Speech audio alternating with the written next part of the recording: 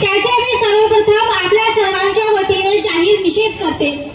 खरं तर ही घटना जेव्हा मी ऐकली तेव्हा अक्षरशः माझ्या अंगावर काटे आले आणि माझ्या मनामध्ये प्रश्न निर्माण झाला की या समाजामध्ये मी मुलगी म्हणून जन्माला आली तर पाप केलं का?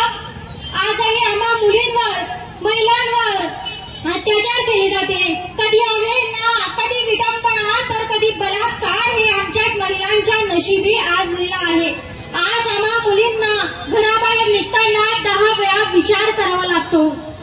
मी घराबाहेर जातीये तर मी घरी सुरक्षित परतेल का असा विचार माझ्या मनामध्ये येतो। मग कुठेतरी याला जबाबदार आपला समाज देखील आहे, कारण की शासन हे त्यांचं कर्तव्य बजावतच, पण ज्या दिवशी इथला समाज महिलांकडे मुलींकडे बघण्याचा दृष्टिकोन बदलेल ना, त्या दिवशी खऱ्या अर्थाने महिलांवरचे अत्याचार थांबतील आणि त्या दिवसापासून आपल्याला पुन्हा कधीही मेणबत्ती पेटवण्याची वेळ येणार नाही। धन्यवाद।